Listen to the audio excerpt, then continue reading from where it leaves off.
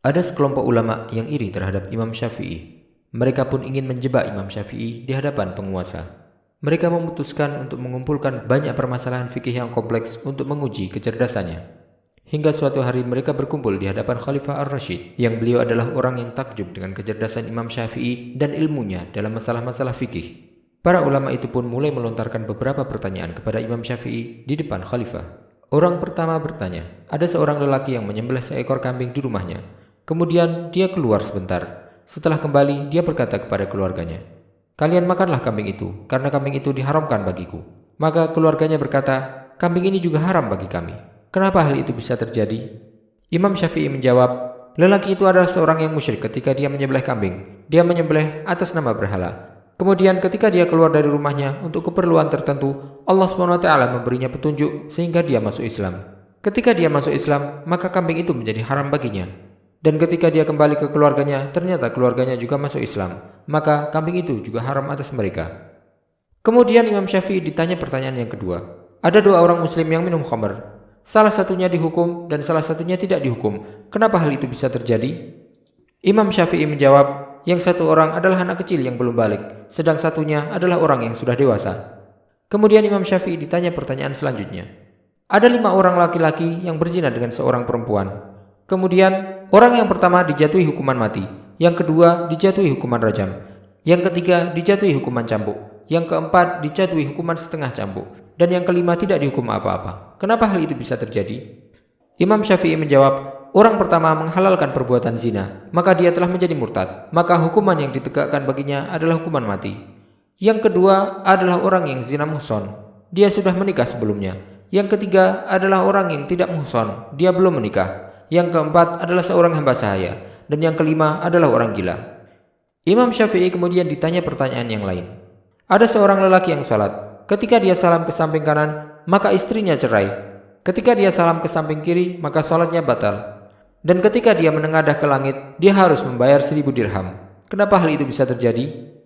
Imam Syafi'i pun menjawab, ketika dia mengucapkan salam ke samping kanan, dia melihat lelaki yang menikahi istrinya ketika dia tidak ada. Maka ketika dia melihatnya telah datang, istrinya pun menjadi cerai. Ketika dia salam ke samping kiri, dia melihat ada najis di bajunya, maka batallah salatnya. Dan ketika dia menengadah ke langit, dia melihat hilal pertanda awal bulan, dan dia mempunyai hutang 1000 dirham yang harus dibayarkan pada bulan baru. Imam Syafi'i kemudian ditanya lagi. Ada seorang imam yang salat bersama 4 orang di dalam masjid. Kemudian datang seorang lagi yang lain. Ketika imam tersebut salam, imam tersebut dijatuhi hukuman mati, dan 4 orang yang ikut sholat bersamanya dijatuhi hukuman cambuk, dan masjid tersebut diputuskan harus dibongkar semuanya. Kenapa hal itu bisa terjadi?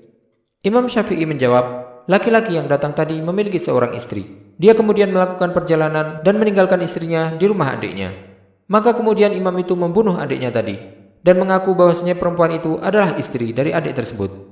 4 makmum tersebut menjadi saksi bahwa wanita itu adalah istri adiknya itu. Dan masjid tersebut adalah rumah adiknya yang telah terbunuh, yang kemudian dijadikan oleh imam itu sebagai masjid. Imam Syafi'i kemudian ditanya lagi.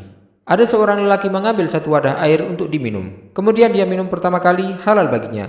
Tapi setelahnya minuman itu menjadi haram baginya. Kenapa bisa demikian? Imam Syafi'i menjawab, orang tersebut minum kemudian dia mimisan dan meneteslah darahnya ke air tersebut. Maka air itu menjadi haram baginya setelah itu. Kemudian Imam Syafi'i ditanya lagi. Ada 2 orang lelaki yang berada di atap rumah. Salah satunya jatuh ke bawah, kemudian meninggal. Maka lelaki yang lain diharamkan baginya istrinya. Kenapa hal itu bisa terjadi? Beliau menjawab, lelaki yang jatuh kemudian meninggal itu menikahkan anak perempuannya dengan hambanya yang saat itu sedang berada di atap rumah. Maka ketika lelaki tersebut meninggal, anak perempuannya menjadi tuan dari hamba tersebut. Maka dia pun haram baginya. Sampai di sini, khalifah yang saat itu menghadiri perdebatan tersebut tidak bisa menyembunyikan ketakjubannya terhadap kecerdasan Imam Syafi'i dan kemampuan beliau dalam menganalisa permasalahan-permasalahan fikih. Khalifah pun kemudian memuji Imam Syafi'i. Imam Syafi'i kemudian berkata, semoga Allah SWT memanjangkan umur Amirul Mukminin. Aku akan mengajukan satu pertanyaan kepada para ulama tersebut. Jika mereka bisa menjawabnya, maka Alhamdulillah. Tapi jika tidak, maka aku berharap Amirul Mukminin bisa menghentikan perbuatan buruk mereka. Khalifah kemudian berkata, silahkan, kamu boleh mengajukan pertanyaan yang kamu inginkan, wahai Imam Syafi'i.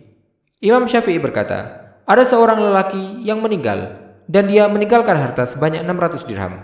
Tapi saudari perempuannya tidak mendapatkan bagian dari harta peninggalan tersebut, kecuali hanya 1 dirham. Bagaimanakah kasus itu bisa terjadi? Para ulama tersebut saling memandang satu sama lain. Setelah berlalu waktu yang lama, mereka masih belum bisa menjawab pertanyaan tersebut. Maka ketika Khalifah melihat mereka hanya terdiam, Khalifah pun meminta Imam Syafi'i untuk menjelaskan jawabannya. Imam Syafi'i kemudian menjelaskan, orang tersebut meninggal dan meninggalkan 2 orang anak perempuan, seorang ibu, seorang istri, 12 saudara laki-laki, dan seorang saudari perempuan. 2 orang anak perempuannya mengambil jatah 2/3, yaitu 400 dirham. Kemudian sang ibu mengambil jatah 1/6, yaitu 100 dirham. Kemudian istri mendapatkan jatah 1/8, yaitu 75 dirham. Kemudian saudara laki-laki yang berjumlah 12 orang tersebut mengambil jatah 24 dirham. Maka hanya tersisa 1 dirham bagi saudari perempuan tersebut. Khalifah pun tersenyum kemudian berkata, semoga Allah memperbanyak orang-orang sepertimu. Kemudian Khalifah memerintahkan pengawalnya untuk memberikan hadiah kepada Imam Syafi'i sebanyak 2000 dirham. Maka Imam Syafi'i pun menerima hadiah tersebut kemudian membagikannya kepada para pembantu istana.